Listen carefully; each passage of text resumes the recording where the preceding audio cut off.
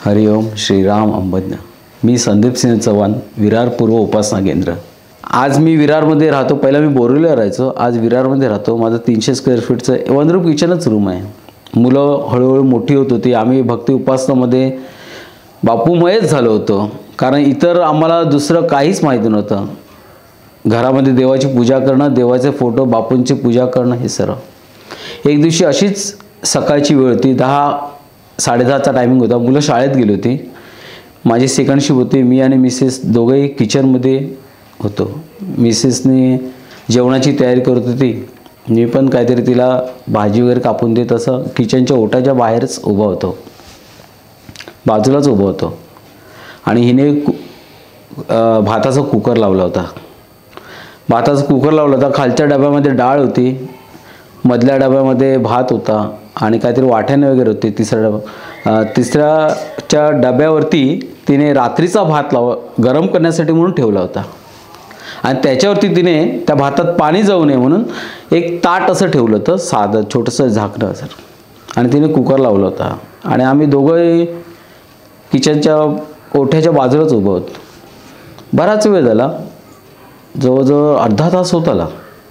शिट्या होत नव्हत्या कुकरच्या. मी तिला म्हटलं, काय गं, काय अजून किती वेळ झाला, कुकरच्या शिट्या होत नाहीत. किचनमध्ये बापूंचा पण फोटो आहे, साईबाबांचा पण फोटो आहे. मी बापू म्हणतो, बापू काय कळत नाही मला, किती वेळ झाला, कुकरच्या शिट्या का होत नाहीत. ती म्हणते, हो गप्प होईल, हो आताच लावला आहे. अगं म्हटलं, बघ गड्या, बघ मुलं, दुपारची वेळ झाली आहे, जेवणाची तयारी, यायची वेळ झाली त्यांची, मला पण कामावर जायचं आहे. एक क्षणाचा, एक मिनिटाचा हे होता. काय झालं काय माहीत नाही. 1 मिनिटासाठी ती त्या ओट्याच्या खाली वाकली, अशी खालून काहीतरी काढण्यासाठी. किचनमध्ये जो आपला ओटा असतो त्या खाली वाकली आणि धाडकन आवाज झाला. कुकर फाटला होता. कुकरचं जे झाकण होतं प्रेशर कुकरचं, ते एवढं वरती उडालं पत्र्याला, सिमेंटचे पत्रे आहेत वरती. तो पत्रा फाटून जे टॉयलेटचं जे वरची जी बाल्कनी असते, टॉयलेटच्या वरची जी गॅप असते, त्या बाल्कनीमध्ये ते कुकरचं झाकण उडालं, लीड उडालं, डबे पूर्ण उडाले. आणि बाहेरचा दरवाजा, म्हणजे तुम्हाला सांगतो 300 स्क्वेअर फीट लांब एवढा तो भाताचा डब्बा बाहेर फेकला गेला. आणि त्याच क्षणाला ती माझी मिसेस 1 मिनिटासाठी खाली वाकली आणि तिच्या डोक्यावरून तो डबा उडाला. आणि मी बाजूला उभा होतो. माझ्या फक्त ते जे डब्यावरती जे झाकण ठेवलं होतं तिने, ते झाकण जस्ट किंचित माझ्या डोक्याला स्पर्श करून पुढे गेलं. थोडंसं किंचितचं असं फाटलं, रक्त थोडंसं माझं डोक्याला यायला लागलं. आवाज झाला प्रचंड मोठा चाळीमध्ये. सगळी लोक धावत आली. अहो काय झालं, काय झालं, काय झालं. बघतात तर घरामध्ये पूर्ण भात पसरला होता. गॅसची शेगडी आहे ती मधून बेंड झाली होती. गॅसची शेगडी स्टीलची असते आपली चांगली, ती मधून पूर्ण बेंड झाली होती, वाकडी झाली होती.